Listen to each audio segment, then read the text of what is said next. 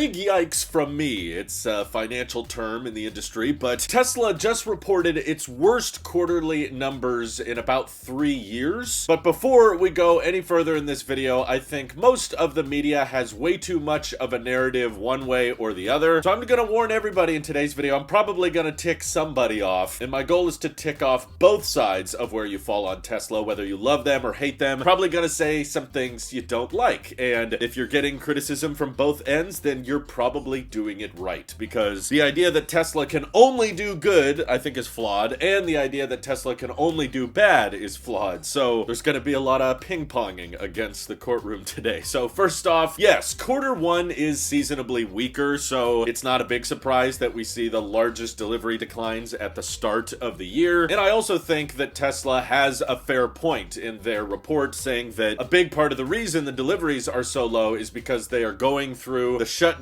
and revamp of the refreshed Model Y across 4 major factories on the planet. A point I'll dive deeper into in a minute is about how basically the Tesla Model Y is keeping the whole company afloat. That vehicle in itself is selling way better than all of other Tesla's vehicles combined. So that does in fact mean that yes, if you want to apply some upgrades to it and you need to shut down the assembly line at each Model Y factory for a couple of weeks, you're gonna notice that, because the Model Y at this point is 70 to 80%, maybe more, of all of Tesla's deliveries. So I do actually think that played a big role in the delivery decline. That being said, I also think all of the controversy and all of the protests going on at Tesla centers is also having a pretty major effect as well, because keep in mind, even though Q1 is seasonably weak and even though there were factory shutdowns, this was not an industry-wide decline. Just to keep you guys in the loop, Ford reported record Q1 electric vehicle deliveries. And by the way, F-150 Lightning deliveries went down, but Mustang Mach-E deliveries went way up. Still don't think of it as a Mustang, but that's a pretty great car. And I know Ford is not as profitable, of course, on EVs, but my point is deliveries for Ford electric vehicles are on the rise, and even more so with General Motors. They reported a record EV delivery number for Q1, hardly thanks to the Equinox EV of all things, but yeah, I guess when you just make affordable crossovers that are electric, a lot of people probably want to lease them. Lucid at the same time is also reporting record delivery growth for Q1, so while there are other EV brands that are experiencing pullback in Q1, like Rivian as well, kind of disappointing delivery numbers considering where production is, but personally I think the only reason Rivian deliveries are going down is we're getting a lot more coverage and talk about the Rivian R2, and I think the Osborne effect is in full swing. Everybody's waiting for the substantially cheaper Rivian, which is basically about a year away at this point, so I feel like a lot of people who love Rivian and really want an R2 are like, yeah, I might just wait a year or two if that means I can save like $20,000 to $30,000 off the price of a Rivian. But as far as Tesla is concerned, I think their issues are far more drastic when it comes to the Cybertruck, and that's something that can't be excused by factory shutdowns or upgrades going on and retooling. See, the Model Y gets that excuse because it's basically never had a major refresh in the past 5 years of it being on the market. This is the first time in half a decade that they're actually updating the exterior, the interior in very noticeable ways. However, the Cybertruck should really only be growing in vehicle deliveries after 1 year of now being on the market. You know, they've had a lot of time to iron out the assembly line, a lot of time to scale up the production of it, and they don't even report the Cybertruck deliveries separately, okay? They bunch it in with the extremely expensive Model S and X vehicles, and compared to the same period last year, it went down from 17,000 deliveries, and then keep in mind, over the course of 2024, Cybertruck production ramped way up. They're supposed to be building way more of them now in 2025 than ever before, and yet they reported just 12,000 deliveries, and that includes Model S and X. This basically says bad news for all 3 of those vehicles. They're definitely not growing in deliveries. S and X, not really a surprise. They upped the price and included unlimited supercharging, but you spend that kind of money on a car, you're less likely to DC fast charge it to save, you know, $100 or $200 a month on electricity. And again, Cybertruck has only gotten cheaper since last year, okay? In Q1 of 2024, you could only get Foundation Series. You could only spend 100 or 120 grand on the Cybertruck, whereas in Q1, Tesla unlocked the $7,500 point of sale tax credit. They stopped making the Foundation Series, and the Cybertruck has essentially never been cheaper, and yet deliveries are going way down, and lots of people are noticing this. If you're tracking Tesla's inventory pages that Cybertrucks are very quickly filling up delivery centers. Like, just plug in any zip code you want on Tesla's website and you will see how many Cybertrucks they have available in inventory. A lot of them have reduced pricing on them because, of course, they can't sell them. Usually it's the 2024 models, though, because those don't qualify for the tax credit. They're trying to heavily discount them as much as they can. They're trying to get demo drives for them. They're offering low interest financing. And I think this is a significant impact because the Cybertruck took a lot of Tesla's engineering resources. It occupies a huge chunk of Giga Texas. And I think the biggest problem Tesla has been facing over the last couple of years, and I think is going to bleed into 2025, is guidance. They said last year they expected to deliver more vehicles than 2023, and they ended up delivering fewer vehicles than 2023. So it was a 1% decline in 2024, which is not a massive one, but still, it's not a great look. And then going into 2025, they said they expect to deliver 20 to 30% more vehicles than 2024, and now we're already seeing the lowest delivery count Tesla has reported since 2022 during the whole chip shortage and really bad supply chain issues, and that's not the case anymore. This is purely a demand issue. It means vehicles, both Model 3s, Cybertrucks, and probably Model Y will experience to a certain extent as well. There's not enough people willing to buy them. And yes, I do think the factory shutdowns and the switch over to the launch series Model Y absolutely had an effect on vehicle deliveries. So I don't think that,